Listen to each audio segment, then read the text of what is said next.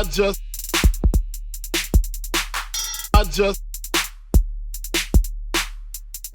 speak my peace, keep my peace. They even told us, like, we are going to give you guns and you're going to fight for Ukraine. I said, hi, we going to fight for Ukraine? We are not Ukrainian. We are black. So how can we fight? How can we fight for Ukraine? If we fight for Ukraine, we are going to die first because we are black. When they will see, oh, look at those black people. I think they are from they are from NATO. So we have to kill them first. So how could they think that way? Come on. Ukraine. I saw this satirical, sarcastic tweet that said, once World War III is over, I hope that we unite behind black people the same way we united behind Ukraine. I pegged this tweet to be satirical or sarcastic because, for one, where I found it on a comedy page on Instagram. But for two, we know damn well that that's not ever going to happen. I started off this episode with that clip, and I won't get more into it in a little while because I wanted to put things into perspective. I know I said last episode that this podcast is not the platform to where we're going to go in depth on what's developing in Ukraine and the conflict between Russia and Ukraine, just because this is not the platform for it. This platform is a space for stories for people like me and for people like you, because they are not shared often, and there are not a lot of outlets where these stories are shared. And so I have to do everything in my power to make sure that the stories of the underserved are being broadcasted as much as possible. There's not that much coverage on what's going on and what's happening in Ukraine as it pertains to the black people in Ukraine. And that's what this podcast is for. We can speak about what's developing and what's happening in Ukraine, but let's put a magnifying glass on what's going on and what's happening with the black people in Ukraine. And what's happening and what's going on with the black people in Ukraine. And if you don't believe me, you can just look up the hashtag Africans in Ukraine or blacks in Ukraine. Essentially, what's been happening in the past week is blacks in Ukraine have been beaten at borders as they are attempting to seek refuge, as their pale counterparts are. Black people in Ukraine have had threats aimed towards them and guns pointed at them as they are attempting to seek refuge in neighboring countries, as their white counterparts are. Black people in Ukraine are being asked to wait an extended amount of hours or a few days as they are seeking refuge as their white counterparts in Ukraine. Despite all that's going on, despite this hostile environment, despite this chaotic environment, despite this life-threatening environment, people that look like me are still being denied their God-given rights of equality. I know I said in the last episode that racism doesn't take a break, so I shouldn't be surprised. But I just really can't wrap my head around how you can be in the midst of this war zone and everyone is attempting to flee, and you can still take the time out and pinpoint who you are allowing to do what. And you are prioritizing white women first, their children second. I don't even know what's second because white women and children go together. And then white males. And then once you get past that, you get black women and their children, and then black males. The reason why I opened up this episode with that excerpt is because of that laughter that he shared. So that is a Congolese man who was attempting to seek refuge in a neighboring country. And he's giving this account to this reporter of what he was asked and how he responded. What his laughter in that interview told me was, this is a man who knows his worth. This is a man who understands that, who have seen how his people is being treated as they are attempting to seek refuge, and knows that his life is worth more than fighting for a country who can treat his people that way. So that laugh to me was kind of powerful. It was him understanding that he is above whatever not examples. He is above whatever image these people have in their head of him and his people. That laugh is very powerful. And so I commend him for that. And despite me saying the tweet was satirical or sarcastic, the tweet was kind of funny, but it's also sad.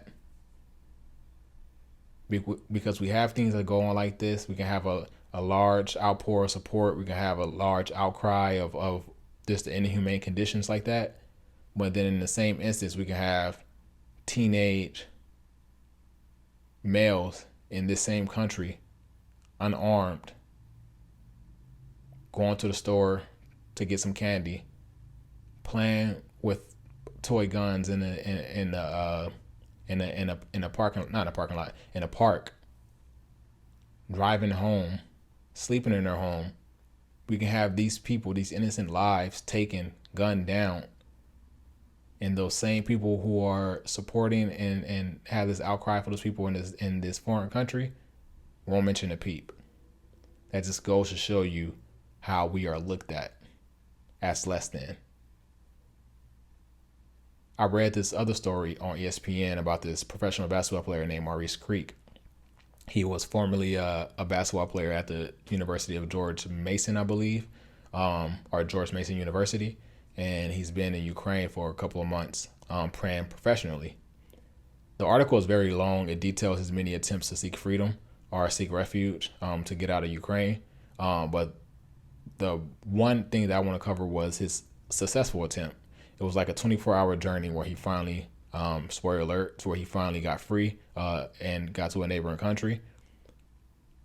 Essentially, his assistant coach's wife and I believe mother escorted him to the Moldovan border. And as he gets to the border, there's a line, obviously, where people, get into, I guess, the gatekeepers, I should say, who are allowing people in, entry and out of this neighboring country. And he gets to the front of the line and they ask him to move to the side as they let people behind him in, grant them access. I don't have to say it. You can guess what they look like, and we're going to keep on pushing. So as he's sitting to the side watching these people who were behind him have their refuge granted, he's finally addressed and asked for his passport. Now, when he finally gets his passport, or when they finally get his passport, they take the passport and go away for, I believe, to be like 10 minutes. And in this time, he has a lot of thoughts rushing through his head because he knows what's going on. He knows that they are asking black people to stay back and fight. And if they're not asking them to stay back and fight, they're asking them just to stay back a couple more days. Imagine being in an environment to where your only safety is bunkering down in a bomb shelter and you're being asked to wait a few more days before you can go. Imagine being a Congolese man and you're at borders and you're seeing your people being beat. You're seeing your people being threatened and you're seeing your people being asked to wait. And the same people who are imposing these sanctions and imposing these punishments on your people have the audacity to ask you to fight alongside them. This is why I continue to push unity amongst ourselves and building up our communities within. Because at the end of the day, these people don't see us as human beings. And because they don't see us as human beings, they will never treat us as such. But I want you all to remember that equality, we were born with it. It's not something anyone can give to you. And I paraphrase that from Malcolm X, but it's true. We were born with that. Can nobody wake up and tell you, now you're equal to this person.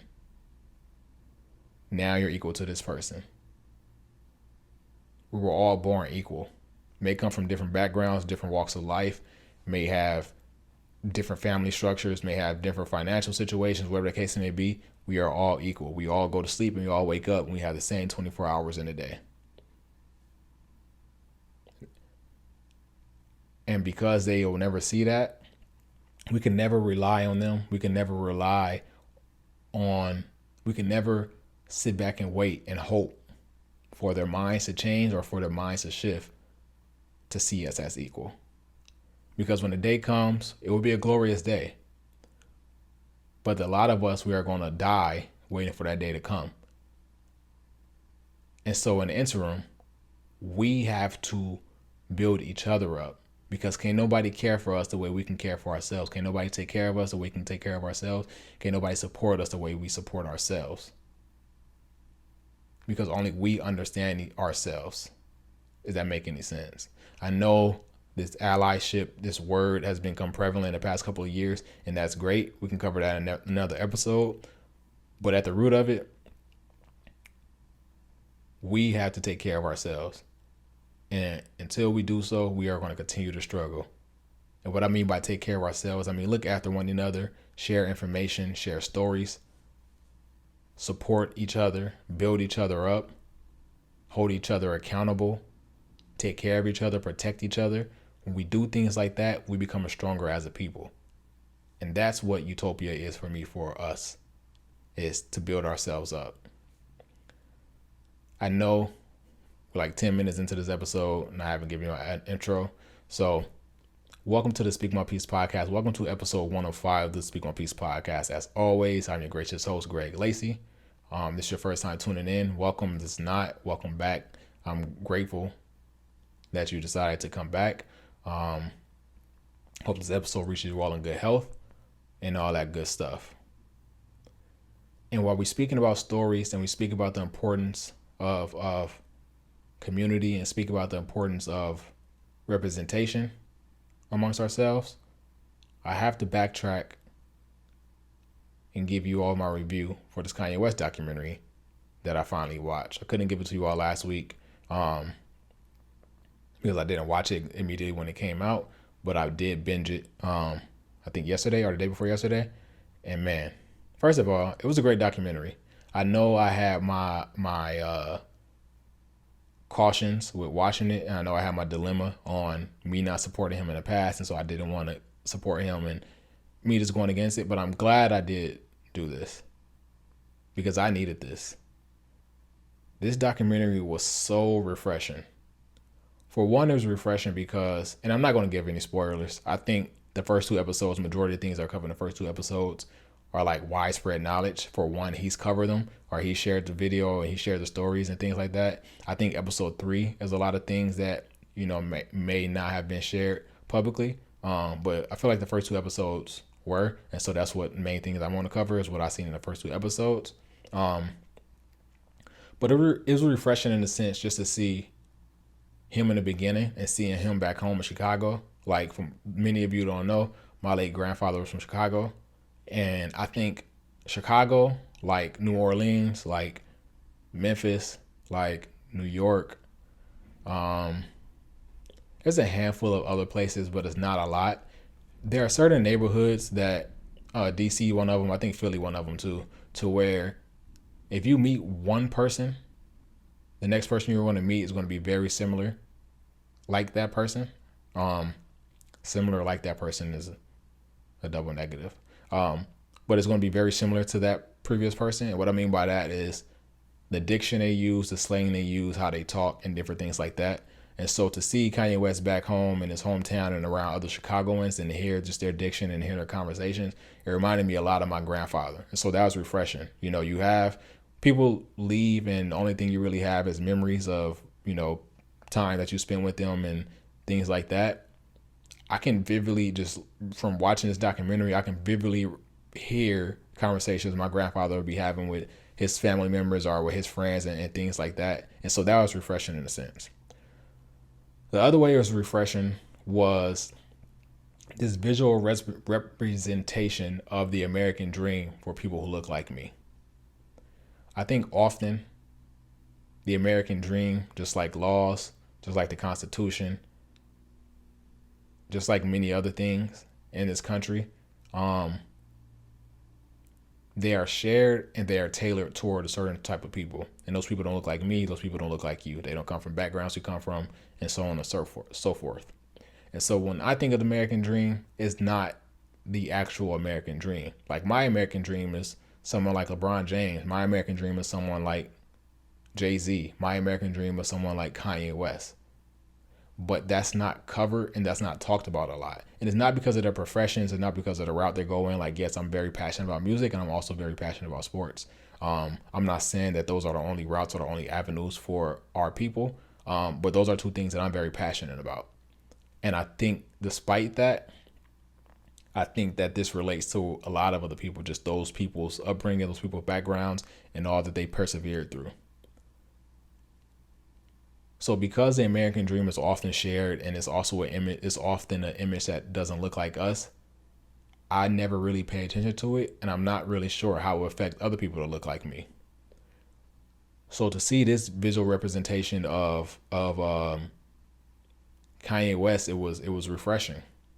I think that quote unquote the actual American dream, because they're rarely because they're rarely black stories. I always have this mind state of we're being fed images and stories that aren't attainable. If that makes any sense. And I hate to use that word attainable because if I say attainable, that means it's not possible, and it's not true. But the reason why I say it's not attainable is because the route that black folk take is vastly different from the route that our pale counterparts take.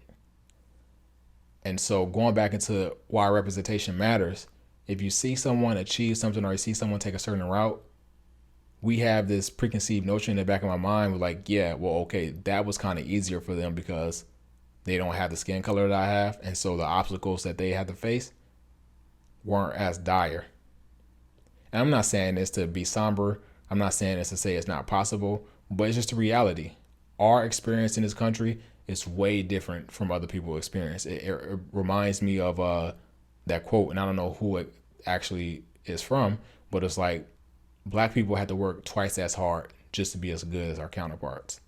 And if we want to be better, we have to work 50 times as hard.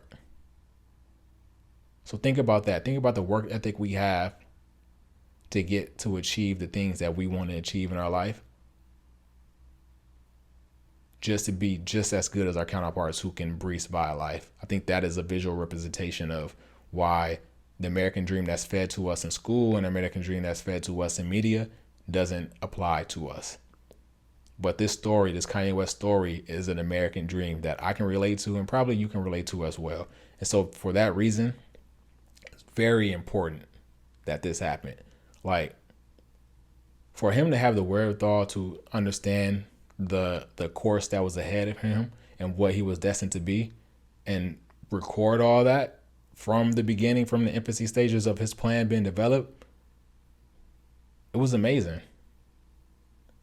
I know the reservations I have about Kanye West. I know how I feel about Kanye West. I still feel that same way. But at the end of the day, he's a human. And before I felt that way about him, I felt a different way about him. And so, again, I'm using the word refreshing again, but these images, these videos, these stories, to see him actualize and realize his dream, it was very refreshing. Some highlights I had that I wrote down that really stood out to me was, for one, just his perseverance through all the roadblocks that he had in his life. One of them was, after his car crash, his album got shelved. For those of you who are not really up on diction with music, albums being shelved mean that, once a record company was planning for your album, now they don't really have a direction in where they want to release your album or where they want to plan for your album. And so they put it on the back burner. And so there's no money being allocated towards your budget to create this album, and there's no release date for your album. And so your album is just there. You can continue to work on it if you want, but there is no immediate plan for your album. Despite his album being shelved, despite him having a almost life-threatening car accident, he was still recording this album because he was so dead set on getting this album out and sharing his stories and sharing his journey. Another one was speaking about the budget and speaking about the album being shelved. Rockefeller closed his budget, meaning that they were not allocating anything towards him, not to travel, not to secure features, not to pay for recording sessions, not to book recording sessions, nothing. He had no money. Whatever money he had when he first signed, he had that, and that was that. And despite him not having a budget, he was able to maneuver and call in favors to still get things done. One of the things shown in the documentary is he links up with Jamie Foxx, who he had established a relationship with, to record in Jamie Foxx's house. So he don't have to pay for a booking session as a studio would charge. It's literally just recording with Jamie Foxx. And in that time, he also got a feature for Jamie Foxx. Another one was borrowing studio time. They also show when he borrowed studio time from Ludacris and Pharrell, meaning that when artists book, studio time, studio session, record a single, record an album, it's from a set amount of time. And so what he would do is ask them, like, if you don't use your entire session, can I use whatever minutes you don't use? And he was persistent in this. Showed up soon as they was leaving the session and used that time effectively that was left. Because he didn't have no money. He couldn't pay for it. His label wasn't paying for it. But he still had his eyes dead set on this goal to getting this album recorded and done so he can present it to the label. He played, in one of those sessions, he played Pharrell his first single, Through the Wire. And the reaction that Pharrell had was great. Pharrell, who had only known him previously to be a producer, was telling him that he was one of his favorite artists, and also telling him that because of what he was doing and what he had done in his journey, that Pharrell knew that he was going to make it and that he was going to be one of the best to ever do it.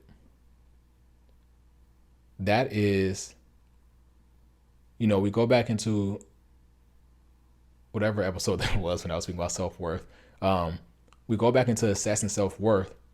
Part of that is the reaction you get from your work. I spoke about my journey about when I got to the salary negotiations and being recognized for the work that I have done. This is the same in Kanye West's journey. Kanye West been knew his self-worth. He was very vocal about that from the jump. But to see someone he looked up to, someone his idol, someone who was well established to tell him these things, it kind of established that worth for him if it was ever a question or if it was ever in doubt previous to that. I think that one important thing that's going to get glossed over a lot from this documentary is friendship. I don't think that when people speak about the documentary, they are going to speak too much about Coodie and Chike. Coodie mainly because he was the main person filming. But I don't think too many people are going to speak about that friendship that Coodie had with Kanye West.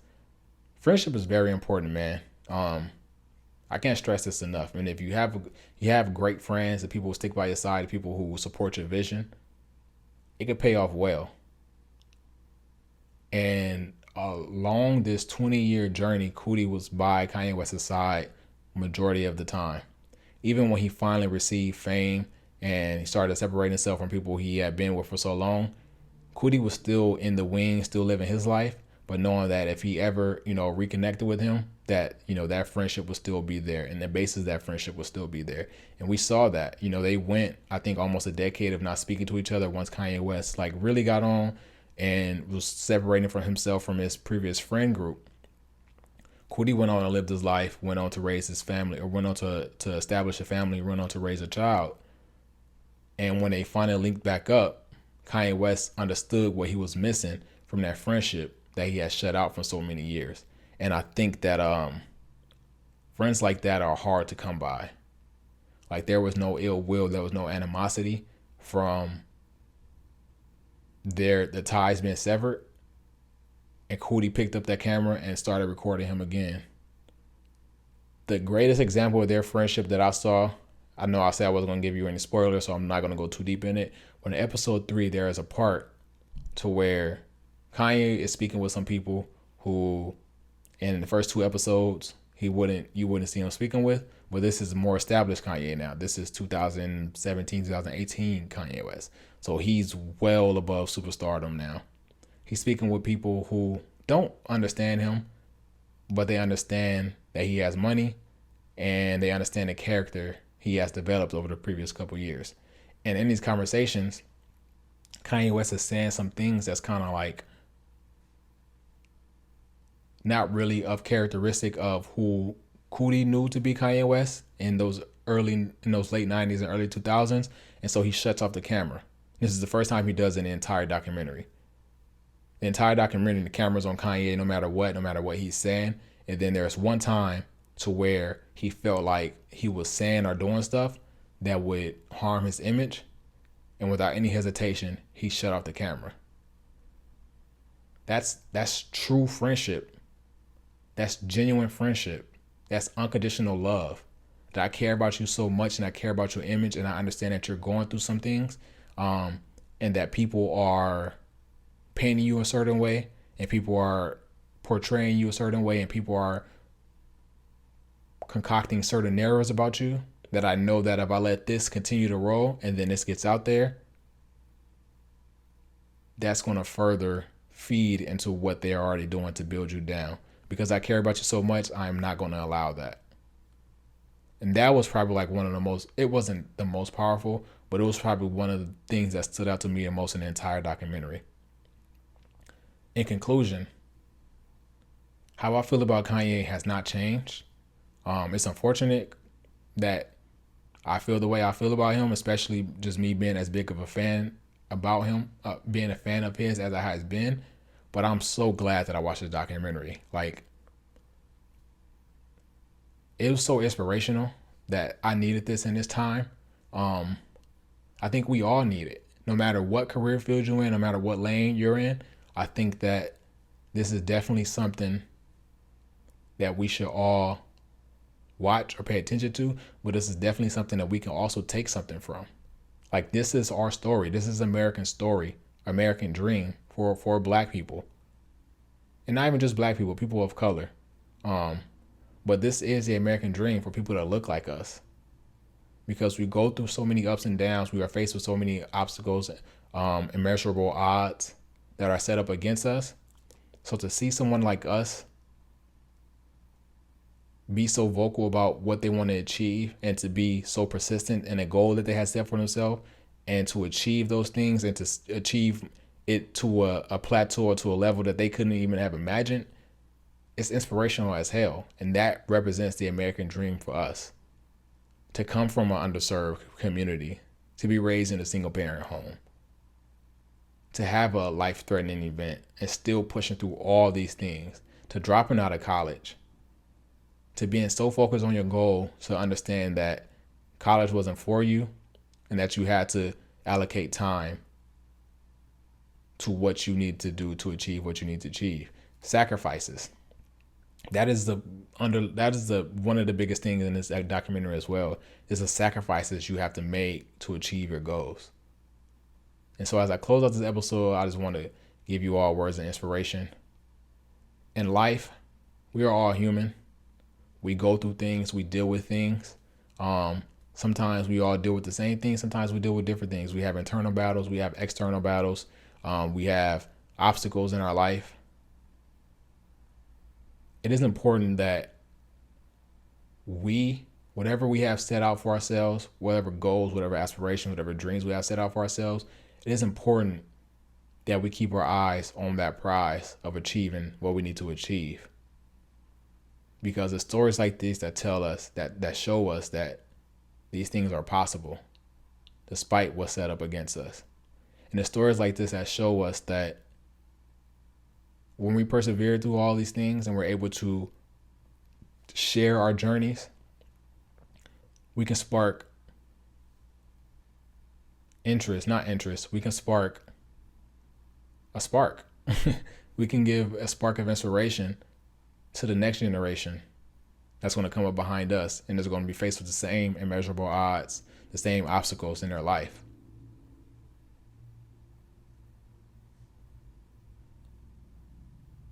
No matter what this life brings us, we all have a certain goal, whether it's professional goal, whether those personal goals, whether it's financial goals, whether it's just whatever type of goals it is, there is something that wakes us up every day and keeps us pushing.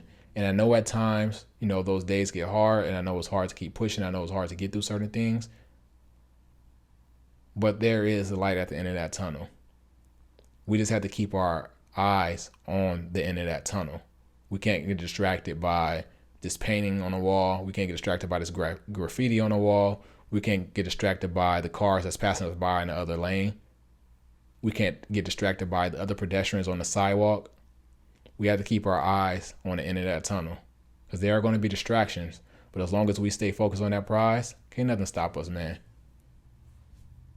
And that's what I took away from this documentary, and that's why I'm glad I watched it. So thank you, Kanye. Thank you, Cootie. Thank you, Chike, for this documentary, because it was great. As we get out of here, my what to watch for this week, we're going to go with Harlem on Amazon Prime. Once again, my what to watch for this week is Harlem on Amazon Prime. That's a Speak My Peace podcast for this week. I'm out.